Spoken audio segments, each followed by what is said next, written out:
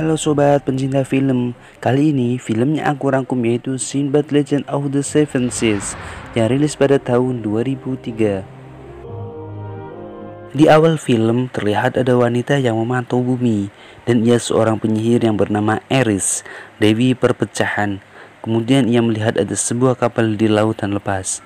Eris pun tahu di sana ada seorang pangeran yang membawa kita perdamaian. Penyihir itu pun memerintahkan monsternya untuk menghancurkan kapalnya. Di sisi lain ada dua kapal yang terlihat. Salah satu kapal itu punya seorang perampok yang bernama Sinbad. Sinbad pun akan merampok kapal pangeran di depannya. Kapal Sinbad pun memepet kapal pangeran. Mereka pun bertarung. Sinbad pun berhasil mengalahkan beberapa awak kapal di sana. Sinbad pun melihat pangeran di sana.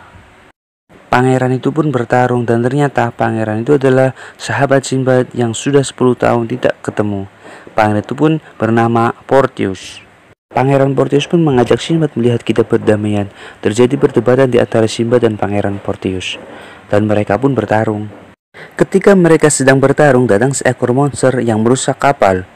Monster itu adalah jelmaan dari Ratu Penyihir. Lalu Sinbad dan Pangeran bekerjasama untuk mengalahkan monster itu. Namun, ketika mereka mengalahkan monster itu, tiba-tiba Sinbad ditarik ke dalam lautan.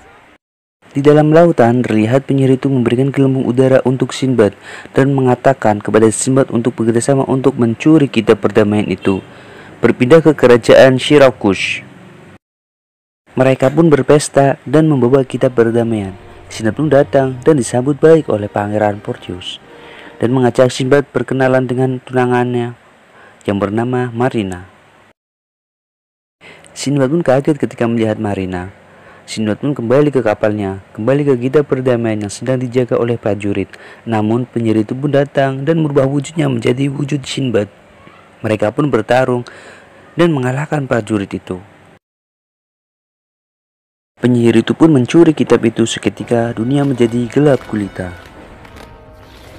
Sinbad yang ditangkap dan dituduh mencuri, namun Sinbad tidak mengakuinya karena ia tidak melakukannya. Dan Pangeran Porteus pun percaya bahwa Sinbad tidak melakukan karena Sinbad orang yang baik. Pangeran Porteus pun mengganti Sinbad untuk dihukum mati dengan syarat Sinbad mencari kitab itu dan mengembalikannya lagi, karena Sinbad yang tahu bahwa yang mencuri itu adalah penyihir yang bernama Eris. Singkat cerita, Sinbad pun pergi bersama awak kapalnya. Mereka pun akan pergi ke Fiji. Ketika Sinbad akan masuk kamar, terkaget dengan adanya Marina yang ingin membantu mencari kitab itu.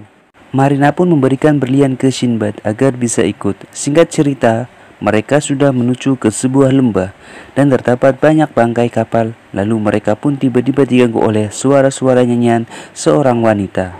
Semua pria pun terhipnotis dan terbawa suasana kecuali Marina karena seorang wanita dan anjingnya. Marina pun harus berjuang sendirian mengendalikan setir kapalnya agar tidak menabrak karang. Dan dibantu Spik anjingnya karena semua terhipnotis termasuk Sinbad.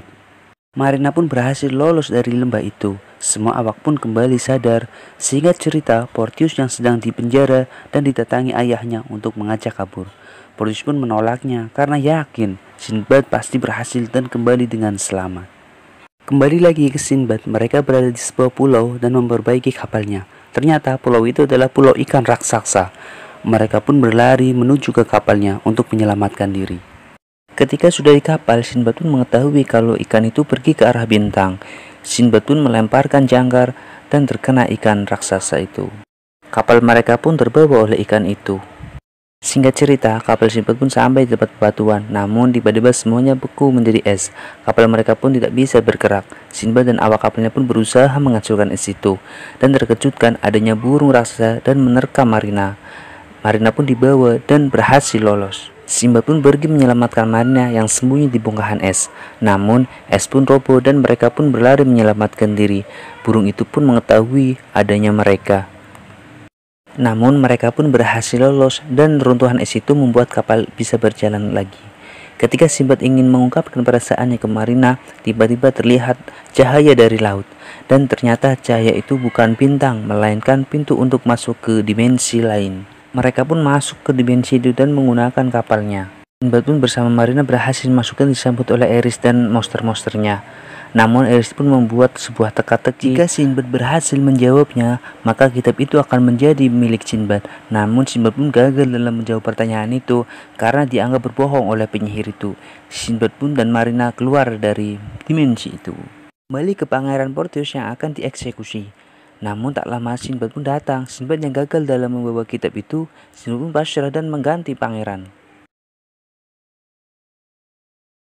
Ketika Sinbad mau dieksekusi, penyihir itu pun datang dan mengagalkannya.